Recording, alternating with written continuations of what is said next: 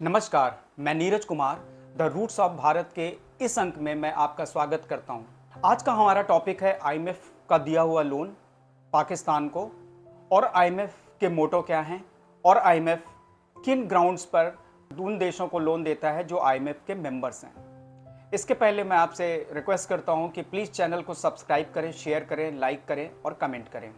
भारत पाकिस्तान के युद्ध के दौरान जिस तरह से आईएमएफ ने पाकिस्तान को लोन दिया है, इस पे एक प्रश्न चिन्ह उठता है, क्योंकि जब युद्ध हो रहा है और भारत ने पाकिस्तान पर आक्रमण सिर्फ इस आधार पर किया कि वहाँ पे आतंकवादी घटनाएं या आतंकवादी कैंप्स लगातार चलाए जा रहे हैं, जिसका असर भारत पर लगातार हो रहा है। तो ऐसे समय में जब भारत विरोध कर रहा है तो आईएमएफ द्वारा लोन दिया जाना ये आईएमएफ की सैंक्टिटी पर भी प्रश्न उठाता है, जो स्वाभाविक है। आइए इसके पहले हम जानने का प्रयास करते हैं कि आईएमएफ के बनने के पश्चात किसी देश को लोन देने से पहले आईएमएफ उस देश की राजनीतिक और आर्थिक स्थिति का जायजा किन आधार पर लगाता है, उससे किस तरह से रिव्यू करता है और क्या क्या विषय वो ध्यान में रखता है जिससे कि उसकी लोन की कार्यवाही पूरी होती है, उस पर बात करेंगे। वैसे तो आईएमएफ, वर्ल्ड बैंक, डब्ल्यूटीओ और यूएनओ और इससे संबंधित जो ऑर्गेनाइजेशन हैं, इनको लेकर एक द्वंद्व की स्थिति बनी हुई है और काफ़ी समय से इसको लेकर सुधारात्मक प्रक्रिया अपनाने पर जोर भी दिया जा रहा है। आईएमएफ का मुख्य उद्देश्य किसी भी आईएमएफ मेंबर कंट्री को आर्थिक विपत्ति से बाहर निकालना तथा समय समय पर देश की आर्थिक प्रगति की समीक्षा करना है, और दूसरा आईएमएफ सभी मेंबर कंट्रीज के सस्टेनेबल ग्रोथ और प्रॉस्पेरिटी को प्राप्त करने के लिए काम करता है और उसके लिए प्रतिबद्ध भी है। अब हम आईएमएफ के मोटो को देखते हैं। तो आईएमएफ के जो 4 मुख्य मोटो हैं, पहला है कि इंटरनेशनल मॉनेटरी कोऑपरेशन का पोषण करना, दूसरा है ट्रेड और इकोनॉमिक ग्रोथ को प्रोत्साहित करना, तीसरा है उन पॉलिसीज को डिस्करेज करना जो किसी देश की संपन्नता को नुकसान पहुंचाए, और चौथा है गरीबी उन्मूलन कार्यक्रम को चलाना।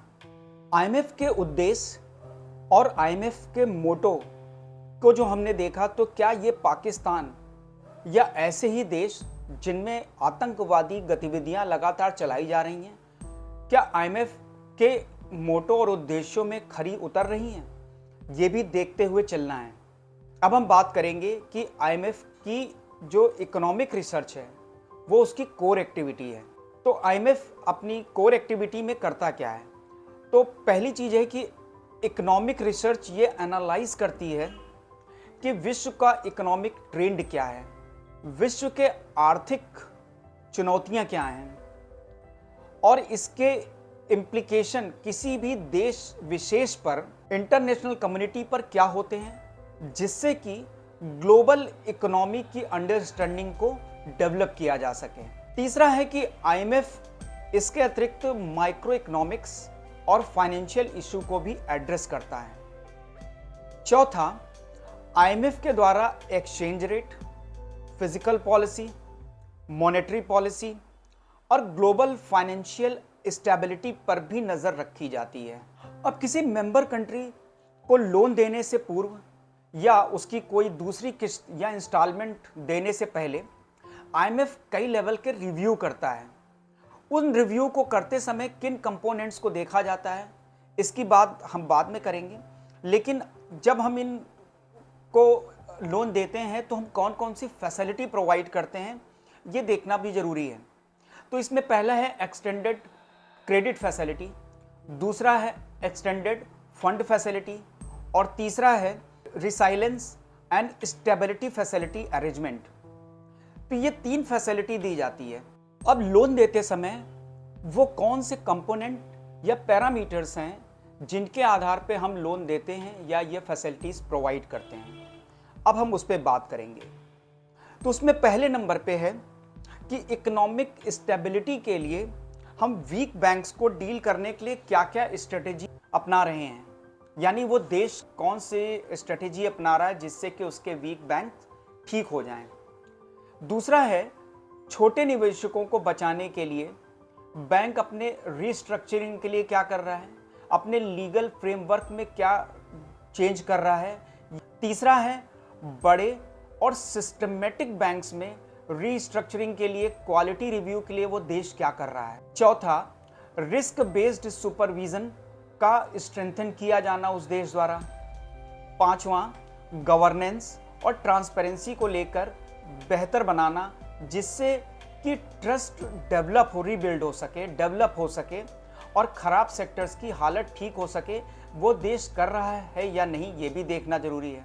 जिस देश को लोन देना है उसमें इंस्टीट्यूशनल रिफॉर्म्स हो रहे हैं या नहीं, ये भी देखना जरूरी है। जो long term micro economics and financial stability अगर नहीं है तो effective implementation financial sector reform हो रहा है या नहीं, यानी कि फाइनेंशियल सेक्टर के रिफॉर्म्स के लिए जो इम्प्लीमेंटेशंस होने चाहिए वो देश कर रहा है या नहीं, ये भी देखना काम है। फॉरेन डायरेक्ट इन्वेस्टमेंट और एक्सपोर्ट बेस को बढ़ाने के लिए वो देश क्या कर रहा है। Micro economics and physical risk को मिटिगेट करने या कम करने के लिए जो क्लाइमेट चेंज ऑफ बिजनेस है उसको स्ट्रेंथन करने के लिए वो देश क्या कर रहा है।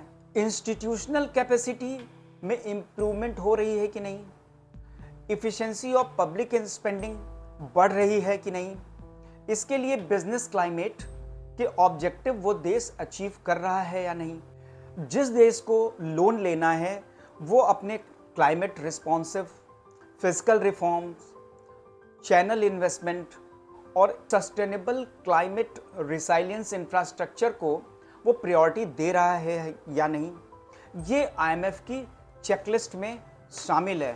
Climate of business related risk में इफेक्टिव मैनेजमेंट है या नहीं देखेंगे। नॉन बैंक फाइनेंशियल इंस्टीट्यूशन में स्ट्रॉन्ग सुपरवाइजिंग और क्राइसिस मैनेजमेंट फ्रेमवर्क काम कर रहा है कि नहीं, तो वहाँ पे इन्फ्लेशन की क्या स्थिति है, वर्तमान में लोन परसेंटेज जीडीपी की तुलना में कितना है, इंफ्रास्ट्रक्चर क्वालिटी इन्हेंस हो रही है, बढ़ रही है या नहीं।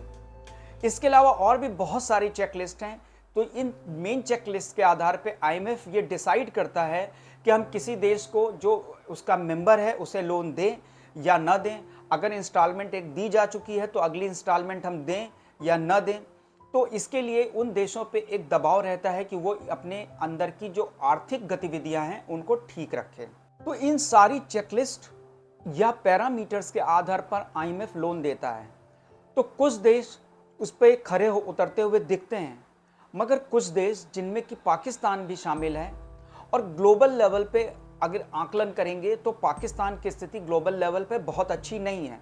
वो सारी दुनिया में आतंकवाद का एक सेंटर माना जाता है, क्योंकि जिन जिन जगहों पे आतंकवादी घटनाएं होती हैं उनके तार हमेशा पाकिस्तान से जुड़े हुए मिलते हैं। तो कैसे भारत के विरोध के बावजूद आईएमएफ उसको लोन की किस्त को देता है, कैसे उनको लोन सैंक्शन करता है। आइए हम पाकिस्तान का भी थोड़ा विश्लेषण कर लेते हैं। तो पाकिस्तान को लड़ाई के दौरान 1.4 अरब डॉलर का लोन सैंक्शन किया गया, जबकि 2022 में जब रूस ने यूक्रेन के साथ युद्ध करते समय आक्रमण किया तो रूस की जो एनुअल रिव्यू होता है उसी पे रोक लगा दी। अगर एनुअल रिव्यू होता उसके बाद ही लोन सैंक्शन होता है, तो ये एनुअल रिव्यू पाकिस्तान के केस में क्यों नहीं लगाया गया। इसके अलावा एक्सटेंडेड फंड फैसिलिटी की पाकिस्तान को मिलने वाले 60,000 करोड़ रुपए की पहली समीक्षा को मंजूरी दे दी गई, जबकि रूस के केस में नहीं दी गई। इससे पाकिस्तान को अगली किस्त की जो इंस्टॉलमेंट वह 8,542 करोड़ रुपए की है। भारत ज़्यादातर जो आईएमएफ की मीटिंग्स होती हैं उनमें पाकिस्तान को दिए जाने वाले लोन का ज़्यादातर विरोध करता रहा है। पिछले 35 सालों में पाकिस्तान को 28 बार लोन दिया गया है और उसकी ठीक से समीक्षा नहीं की जा रही है। इतनी बार लोन दिए जाने के बावजूद पाकिस्तान अपनी अर्थव्यवस्था को पटरी पर नहीं ला पा रहा है। तो पाकिस्तान पर अब तक 8.3 अरब डॉलर का कर्ज हो चुका है और वो कर्जदारों की सूची में चौथे नंबर पे है। सारा विश्व जानता है कि पाकिस्तान में सैन्य शासन है और सिविल गवर्नमेंट सिर्फ सूडो गवर्नमेंट की तरह काम करती है। तो ऐसे में आईएमएफ का इस तरह की अनदेखी करना समझ से परे है।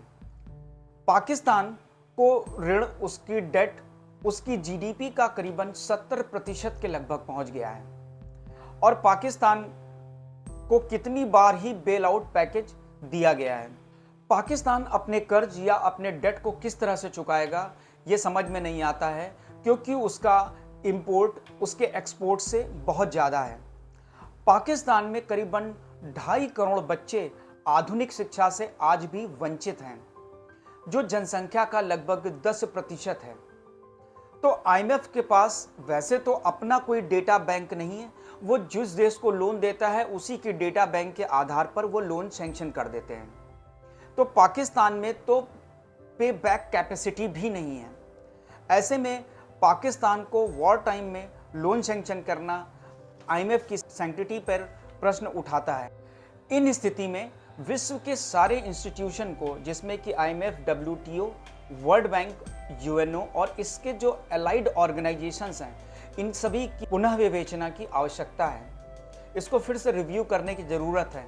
पाकिस्तान के अंदर न्यूक्लियर रिएक्टर है, इस बात को पाकिस्तान काफ़ी समय तक छिपाता रहा। हिल्स में ये बात पता चली कि वहाँ पे रेडिएशन फैल रहा है, तो इससे ये तो पता चल रहा है कि वहाँ पे लीकेज हो रही है। तो ये अंदाज़ा लगाइए कि आईएमएफ के दिए हुए धन को पाकिस्तान किस तरह से यूज़ करता है और वहाँ के आर्म फोर्सेस के लोग उसको किस तरह से यूज़ करते हैं। इसको आकलन करना विश्व के सभी देशों के लिए अब आवश्यक है। इसी के साथ मैं अपनी बात को यहीं विराम देता हूँ। धन्यवाद।